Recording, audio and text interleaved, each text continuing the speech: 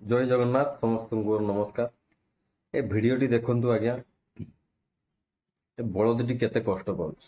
ଆମେ ଖବର ପାଇଁ ତୁରନ୍ତ ଯାଇଥିଲୁ ଷଣ୍ଢଟିକୁ ଦେଖିବା ପାଇଁ। ଆମକୁ ଦେଖୁ ଦେଖୁ ଆଜ୍ଞା ଦୌଡ଼ିକି ଚାଲି ଆସିଲା ସେ ଗେଟ୍ ପାଖକୁ ଏବଂ ସେ ଷଣ୍ଢଟି ବଳଦଟି ଯୋଉ କଷ୍ଟ ପାଉଛି ସେ କଷ୍ଟ ଆଜ୍ଞା କେହି ପଶୁ କିମ୍ବା ମଣିଷ ନ ପାଉନ୍ତି ଏମିତିଆ କଷ୍ଟ ଆଜ୍ଞା। ଦେଖି ହବନି, ଗୋଡରୁ ରକ୍ତ ବାହାରୁଛି, ଦେହ ସାରା ରକ୍ତ ବାହାରୁଛି। ଘଟଣାଟି ହେଉଛି ବାଲେଶ୍ୱର ଜିଲ୍ଲା ବାଲିଆପାଳ ବ୍ଲକର।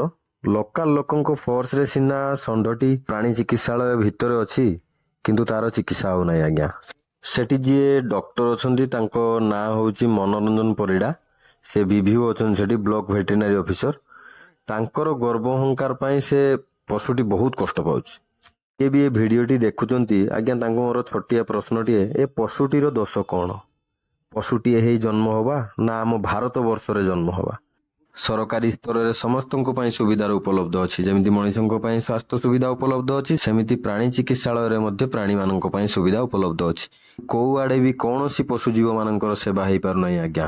କୋଉମାନଙ୍କର ହଉଛି, ଯୋଉମାନେ ଘରେ ରଖି ପାଳୁଛନ୍ତି, ପଇସା ଖର୍ଚ୍ଚ କରିପାରୁଛନ୍ତି, କେବଳ ସେଇମାନଙ୍କର ଚିକିତ୍ସା ହଉଛି।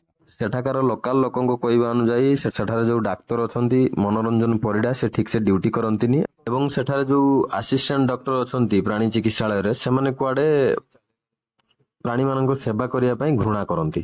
ଏ ବିଷୟରେ କଲେକ୍ଟର, ବିଡିଓ ଏବଂ ପଶୁମନ୍ତ୍ରୀ ଯିଏ ଅଛନ୍ତି ଗୋକୁଳାନନ୍ଦ ମଲ୍ଲିକ, ସମସ୍ତଙ୍କୁ ଚିଠି ଲେଖା ସରିଛି। କୌଣସି ସୁବିଧା ଷଣ୍ଢଟିକୁ ମିଳିପାରୁନାହିଁ। ତେଣୁ ମୁଁ ଜାଣିଛି ଯୋଉ ପାୱାର ସରକାରଙ୍କ ପାଖରେ ନାହିଁ, ସେ ପାୱାର ପବ୍ଲିକଙ୍କ ହାତରେ ଅଛି।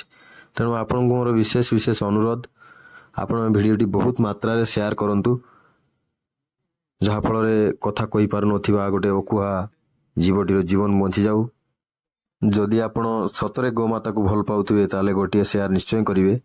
ଜୟ ହିନ୍ଦ, ଜୟ ଭାରତ, ଜୟ ଜଗନ୍ନାଥ। ପୁଣି ଦେଖା ହବ ଆଗାମୀ ଭିଡିଓରେ।